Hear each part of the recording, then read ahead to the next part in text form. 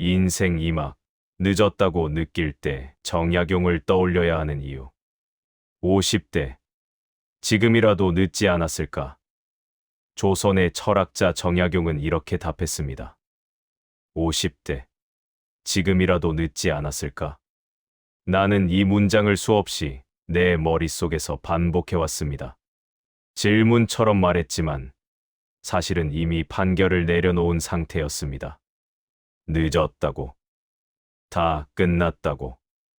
늦었다는 말은 사실에 대한 판단이 아닙니다.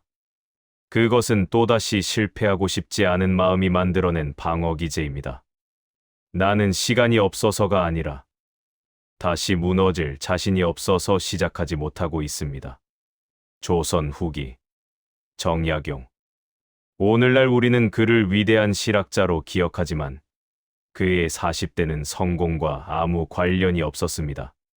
그는 정치적으로 몰락했고 가문은 붕괴했으며 조정에서 영원히 추방되었습니다. 유배라는 이름의 사회적 죽음을 선고받았습니다. 그가 저술을 시작한 것은 인생이 잘 풀렸을 때가 아닙니다. 정약용은 모든 것이 끝났다고 느꼈을 때 비로소 공부를 시작했습니다. 일부. 정약용의 40대는 성공이 아니라 종결이었다. 1801년 정약용은 40살에 유배형을 받았습니다. 진유박해로 형제들이 처형되고 그는 전라도 강진으로 귀향을 갔습니다. 조선시대 유배는 단순한 좌천이 아니었습니다. 그것은 정치 생명의 종결이었고 사회적 존재의 말소였습니다. 그는 다시 돌아올 가능성이 거의 없었습니다.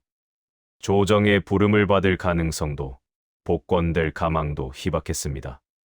18년. 그는 강진에서 18년을 보냈습니다. 당시 평균 수명을 생각하면 그것은 인생의 대부분이었습니다. 그런데 이상한 점이 하나 있습니다. 인생이 끝났다고 느낀 그 시점부터 정약용의 하루는 오히려 더 규칙적으로 흘러가기 시작했습니다. 중요한 것은 이것입니다. 정약용은 재기를 꿈꾸며 공부한 것이 아니었습니다. 그는 아무도 알아주지 않을 책을 썼고 다시는 쓰이지 않을 가능성을 알면서도 문장을 정리했습니다. 목민심서를 쓸 때 그는 목민관으로 돌아갈 수 없었고 경세유표를 정리할 때 그는 정치에 복귀할 길이 없었습니다. 그럼에도 그는 썼습니다. 정약용은 성공을 위해 공부하지 않았습니다. 그는 무너지지 않기 위해 공부했습니다. 당신이 지금 무언가를 시작하지 못하는 이유를 생각해 보십시오. 성공할 자신이 없어서입니까? 아니면 실패했을 때 견딜 자신이 없어서입니까? 정약용은 이미 실패한 사람이었습니다. 그가 선택한 것은 회복이 아니라 지속이었습니다. 2부. 조선의 철학자는 왜 지금부터를 선택했는가? 정약용이 유배지에서 한 일을 살펴보면 흥미로운 점을 발견하게 됩니다. 그는 빠르게 쓰지 않았습니다. 그는 조용히 매일 기록했습니다. 목민심서 48권, 경세유표 48권, 금음신서 30권. 이 방대한 저술들은 단번에 완성된 것이 아닙니다. 하루하루 쌓인 것입니다. 그는 아무도 기다리지 않는 책을 썼습니다. 출판될 가능성도 희박했습니다. 조정에 헌상될 리도 없었습니다. 그럼에도 그는 멈추지 않았습니다. 왜였을까요? 정약용에게 공부는 출세의 수단이 아니었습니다. 그것은 자기 자신을 포기하지 않겠다는 최소한의 태도였습니다. 세상이 그를 지워버렸을 때 그는 스스로를 기록함으로써 존재를 증명했습니다. 인정받기 위해서가 아니라 사라지지 않기 위해서였습니다. 이 이야기는 지금의 나에게 중요합니다.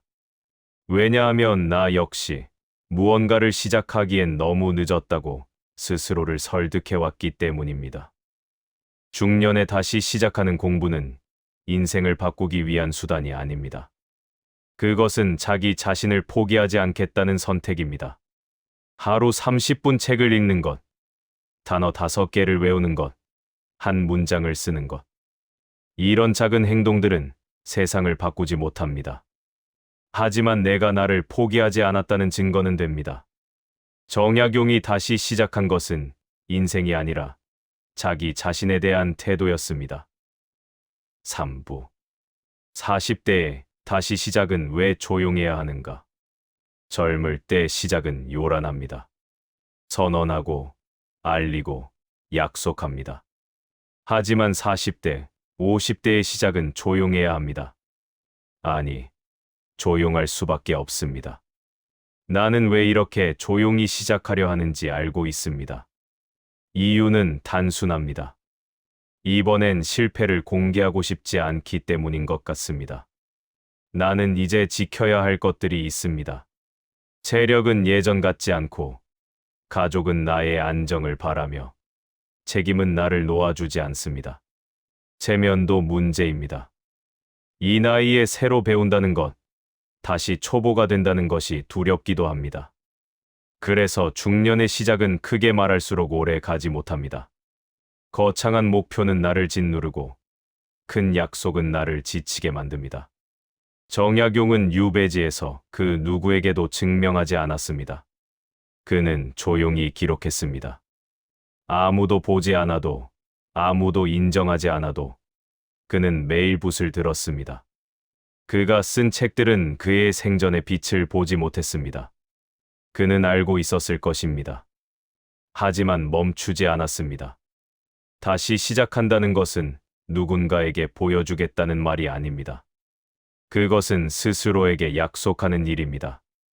오늘도 한 걸음, 내일도 한 걸음. 목적지가 보이지 않아도, 결과가 보장되지 않아도 당신은 멈추지 않기로 선택하는 것입니다. 그것이 전부입니다. 4부.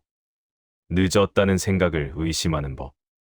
늦었다는 생각은 대부분 시간 때문이 아닙니다. 그것은 다시 실망하고 싶지 않은 마음에서 나옵니다. 나는 시도했다가 실패한 경험이 있습니다. 그래서 두렵습니다. 또 시작했다가 또 무너지면 어쩌나. 그 두려움이 늦었다는 이름으로 위장되어 있을 뿐입니다. 정약용은 인생을 다시 시작하지 않았습니다. 그는 멈추지 않기로 선택했습니다. 유배지에서 돌아올 가능성이 없었지만 공부를 멈추지 않았고, 인정받을 가능성이 없었지만 기록을 멈추지 않았습니다. 그가 남긴 것은 성공의 이야기가 아니라 지속의 기록이었습니다. 당신이 지금 미루고 있는 것은 무엇입니까? 그것을 미루는 진짜 이유는 무엇입니까? 시간이 없어서입니까? 아니면 다시 무너질까 두려워서입니까? 조선의 철학자는 이렇게 말했습니다. 지금 시작하라. 가 아니라 지금 멈추지 말라고. 요즘 저는 이런 생각을 합니다.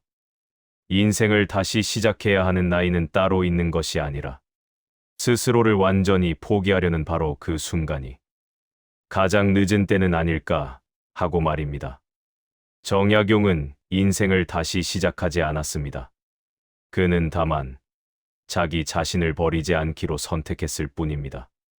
하루를 포기하지 않았고 생각을 포기하지 않았으며 기록하는 손을 끝내 내려놓지 않았습니다. 저 역시 거창한 계획은 세우지 않기로 했습니다. 남들에게 말하지도 않기로 했습니다. 다만 오늘 하루 저 자신을 속이지 않겠다고만 결정했습니다. 책 한 페이지, 메모 한 줄, 생각 하나. 이것이 인생을 바꾸지는 않을 것입니다. 하지만 적어도 저를 다시 존중하게는 만들 것입니다. 정약용은 이렇게 말하지 않았습니다. 지금 시작하라고 말입니다. 그는 이렇게 살았습니다. 계속 멈추지 않았습니다. 그리고 저는 오늘 하루만큼은 그 선택을 따라가 보려 합니다. 오늘도 저는 완벽한 계획 대신 아주 작은 약속 하나만 남겨둡니다. 오늘을 완전히 포기하지 않겠다는 약속입니다. 당신이 멈춰 있는 이유를 정직하게 바라보십시오. 그 순간이 시작입니다. 이 기록이 당신의 하루 한켠에 조용히 놓일 수 있었다면 좋겠습니다. 한켠 노트와 함께 해주셔서 감사합니다. 구독과 좋아요는 이런 조용한 이야기들이 계속 이어질 수 있는 힘이 됩니다. 말없이 지나치셔도 괜찮고, 마음에 남는 문장이 있었다면 한 번쯤 눌러주셔도 괜찮습니다. 다음 기록에서도 오늘을 완전히 포기하지 않으신 분들과 다시 만나 뵙겠습니다. 감사합니다.